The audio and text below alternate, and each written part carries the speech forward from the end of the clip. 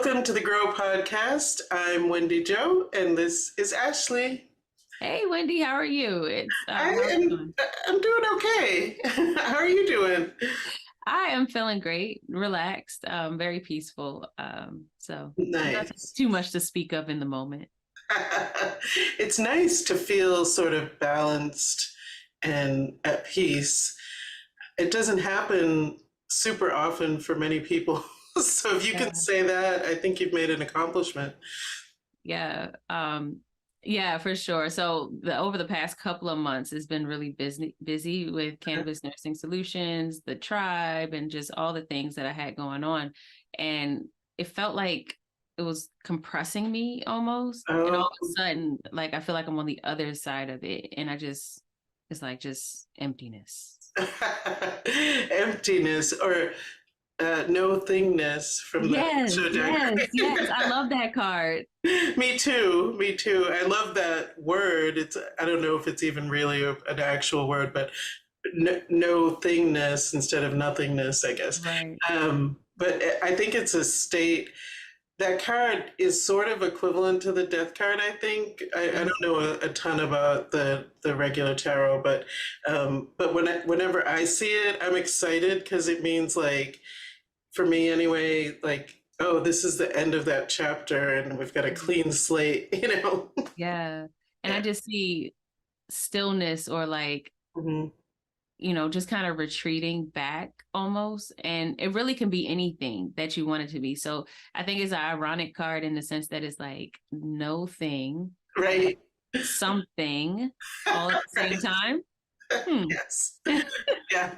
Very cool. Well, this show, I had the opportunity to interview Christina Meriah-Lucia, and she's a healer and really connected to the divine. It's kind of in everything she does.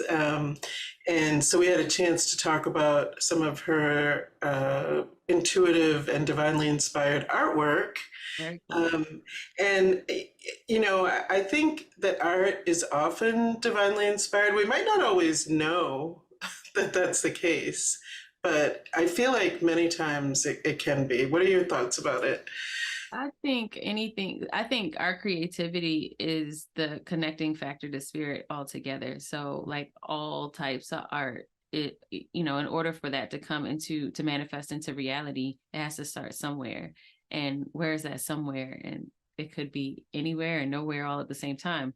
And so I feel like that's what connects us to spirit. So even like more tangible things that we do, like how can we insert creativity, because those are the things that make us human, I Mhm. think, at least.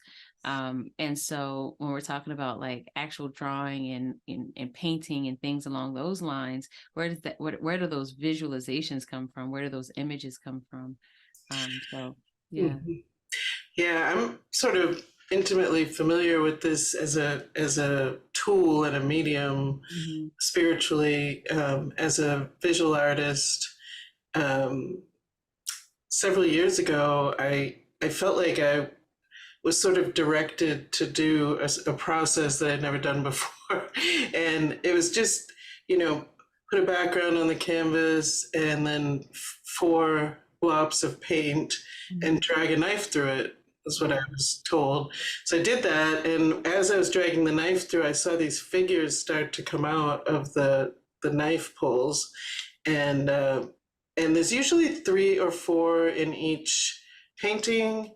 They have a common thread through them. There's Mhm. three or four figures, and usually I think it's from a particular time period, usually because they're dressed a certain way.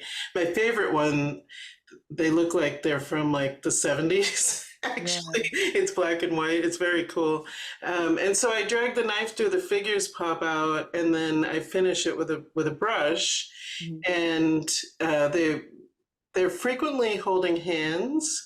Um, Two look kind of like they're holding hands, and the other two, one is always facing away. Yeah. And then their hands are very specific in symbolism of kind of Buddhist or Hindu hand movements. I've looked them up in the past, and they'll be kind of like this or pointing. But it's a common theme through them. And then I realized that I could see them around people. So the first ones were really general, just spirits that popped up. And sometimes my guide, Nate, would give me a little story about them, sometimes not. And then when I started to see them kind of around people, I realized, they're probably around those people for a particular purpose, so I can get whatever information I'm given for that person. So it's kind of interesting. I don't know fully what it all means, honestly. And some of the spirits are definitely alien souls or there's animal components to them.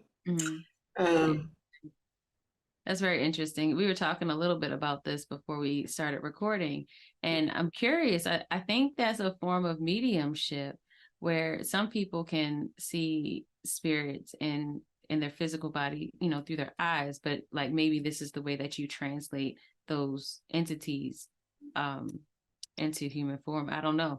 It just seems very interesting. Yeah, for some reason, I just haven't questioned it. Or delved that much deeper into it. It's probably something I should address in meditation and see, specifically if there's some sort of purpose or something I'm supposed to be doing with it. But for now, and it's been several years, I create them as they come to me, and I am offering that for people now if they're interested and want to know who's around them, if anyone, right? Any spirit or soul. And we'll see where that goes. Yeah, for sure. I think that is a very special gift to have and to offer to people when they're ready for it. Oh, thank you. I feel really honored that that has developed in me via spirit, and whatever comfort or understanding it brings to people. That's wonderful. Amazing. Yeah, for sure. For sure. Well, coming up next, my interview with Christina Meriah-Lucia. It's just how we connect to spirit. Where does creative juices come from? Spirit. Every time we tap into our creativity, we are literally manifesting something. So many different types of art, so many different types of art. I'm interested in improv. People draw, some people sing. All of those are a form of art. And in order to access any of that, you have to be tapped into spirit. And in addition to that, I like to say that laughter is a form of relief, which is why I like improv again. So I'm wondering, what do you think art and spirituality have to do with each other? Joining me now is Christina Meriah-Lucia. She is the owner and proprietor of Divine Paradigm Center. She's a healer, sound healer, spiritual educator, and artist. Christina views creating art as a sacred experience. Welcome to the Grow Podcast. Well, it's great to be here, Wendy.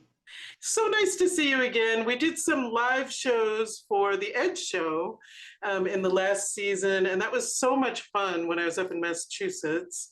But it's really nice to see you here on the Grow Podcast, which I think sort of fits what you do maybe a little more even than our previous shows.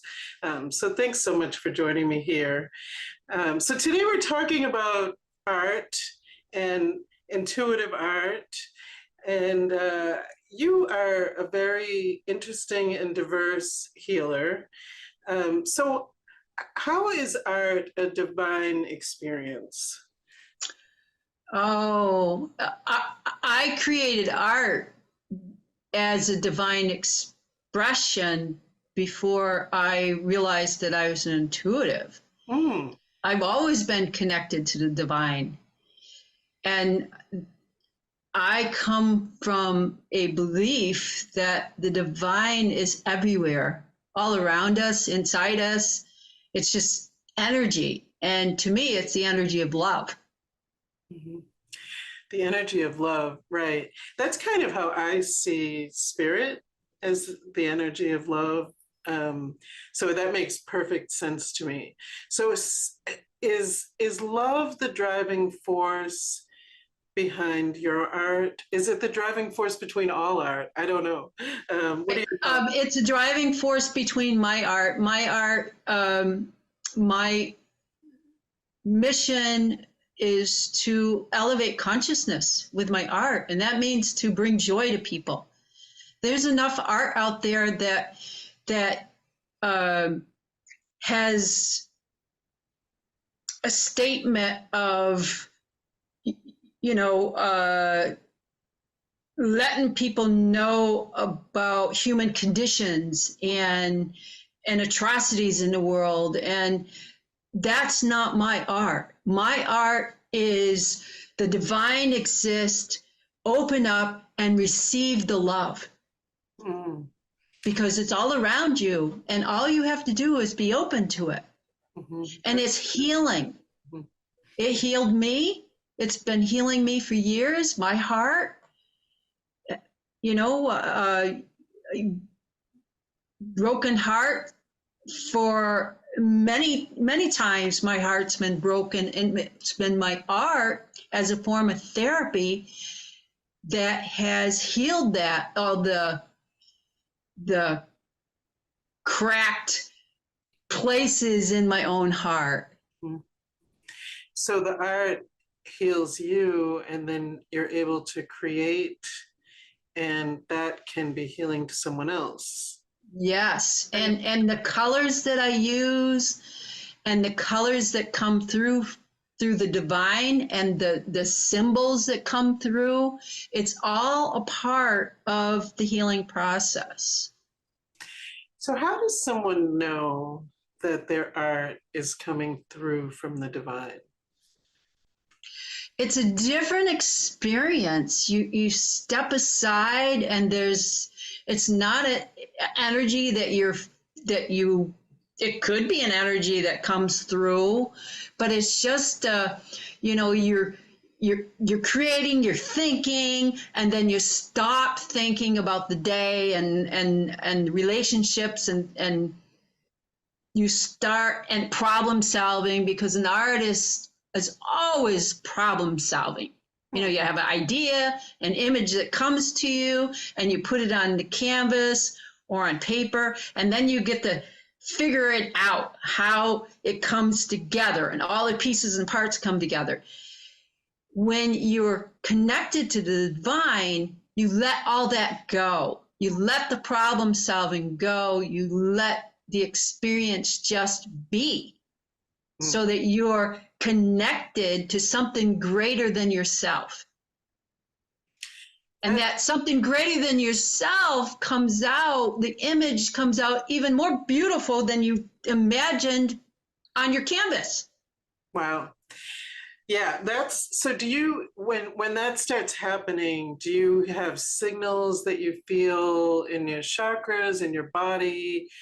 What kind of signals you to, I'm in that space now?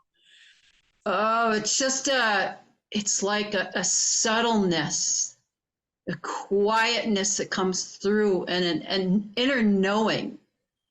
It's like, it's similar to when you're journaling, and you journal, "Dear Spirit, dear angels, I would like assistance with this. I'm having an issue with this person."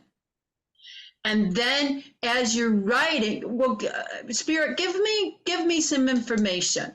It's the same thing. It's like, I'm struggling with this painting. I need some information here. I need some assistance. And then all of a sudden, these colors come in. The images come in, or my hand is just moving across the canvas automatically. That's when you know that the divine has your pen or your paintbrush. Right. You step out of the way.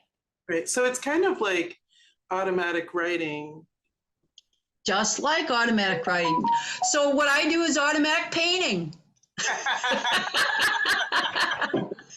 I think you just coined a new phrase. I've never. I guess so. I've never thought of that. Automatic painting. Art by Mariah, right? I love it. So let's talk a little bit about some of your current work. We're gonna put a painting on the screen. It's got kind of blues and purples. I'm not sure if you name the paintings or if you're given a name for the painting. I'm given names. I think I've renamed it Searching Oh.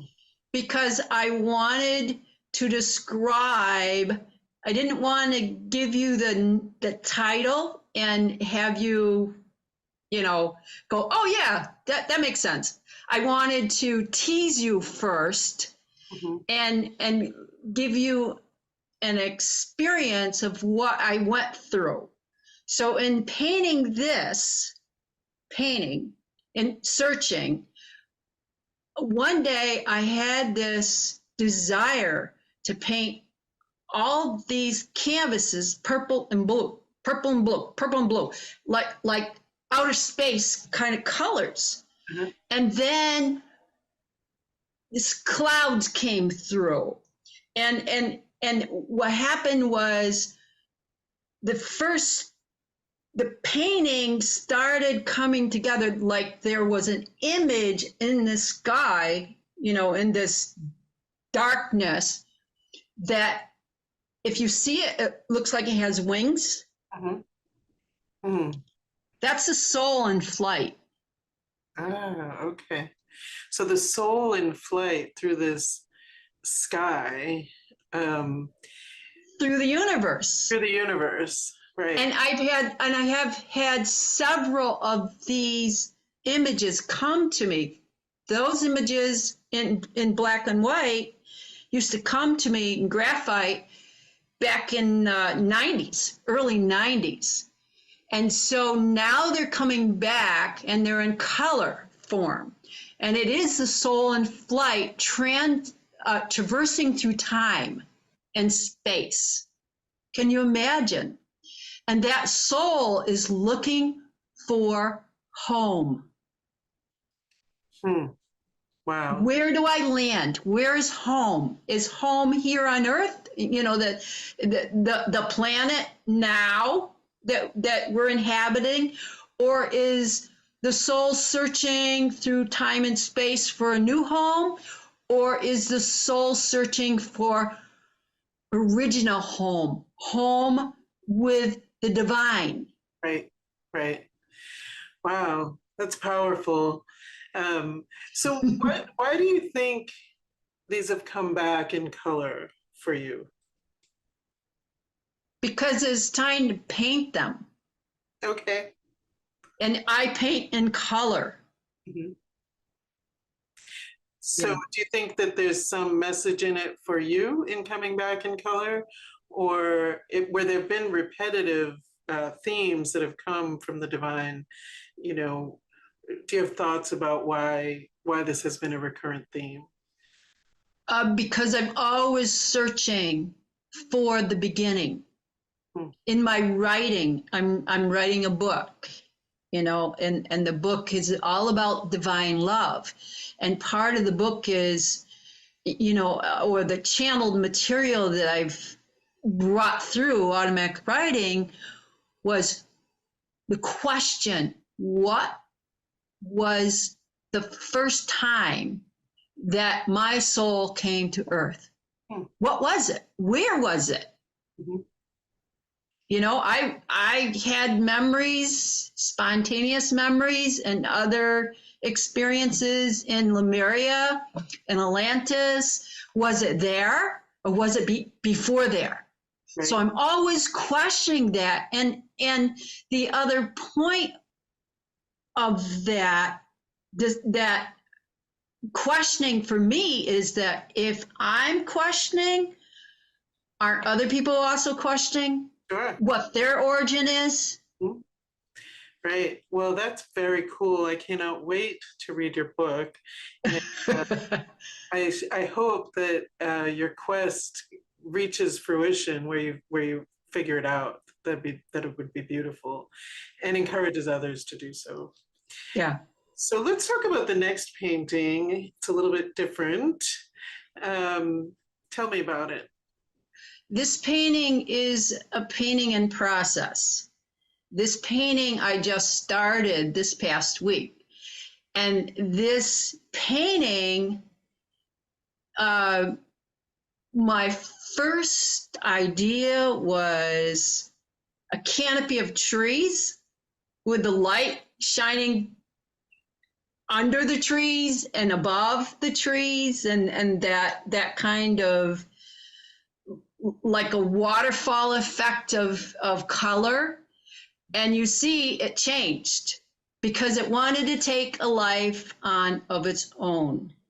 So what happened was that I started the foreground like I wanted to with the little, they look like azalea bushes.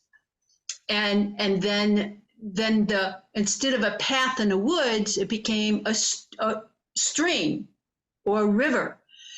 And then what happened was that the light came in from above and shining down on the stream, like our consciousness, shining down on that stream.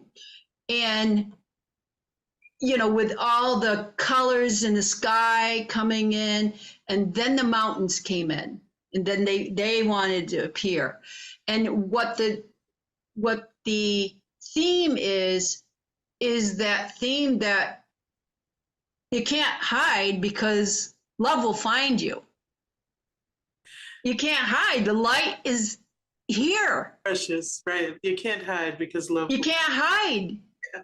And the mountains are symbolic. I don't know if it's Jungian psychology, but they're symbolic of the higher states of mind or your mind. Right. So if that light's coming in, it's coming in over the mountains to shift people's beliefs about themselves. Nice. And the color choices, do you think they're for any particular reason? Pink, love pink for love. And the light, you know, that golden white light coming in. And then I use violet a lot for sky, blue and violet. So it's like the light's coming through that violet light. I don't know if I'm going to put gray in it, you know, in the sky. I like that color. And and if you notice, it almost appears like there's an angel on the right side of the painting coming through. And that's, again, that's me stepping out of the way and just letting it flow. Well, Christina, it has been delightful chatting with you about your divine inspired art. And it's always a pleasure. So how can people check out your art or your healing work? Where can they find you? They can find me at two places, artbymariah.com, as well as the divineparadigmcenter.com for my healing work. Wonderful. Thanks again for joining me. It's always such a pleasure. It is. It's always a delight to be with you and to connect with you, Wendy. And thank you. Likewise. You are a light in shining armor. Hey there, Wendy Jo, co-host of the Grow Podcast. Also, Wendy Edge, occupational therapist. And I wanted to tell you about my new business where I'm combining the principles of occupational therapy, coaching, and spirituality, and wellness, of course. On the website, you'll see that I'm doing Osho Zen card readings, spiritual coaching, spirit paintings, and so much more. So if you want, check it out, edgecoachingandconsulting.com. Have you heard of the Cannabis Nursing School? It's a place where cannabis nursing, entrepreneurship, and spirituality meet. The Highline Tribe is waiting for you. And it's so easy to find, cannabisnursingschool.com. Well, that was a really cool interview with Christina. It's always a pleasure to chat with her. Yeah, you guys did a great job. I love that. Awesome. I know. I love how she really is so thoughtful about color and Mhm. incorporates her interpretations of color, through her channeling.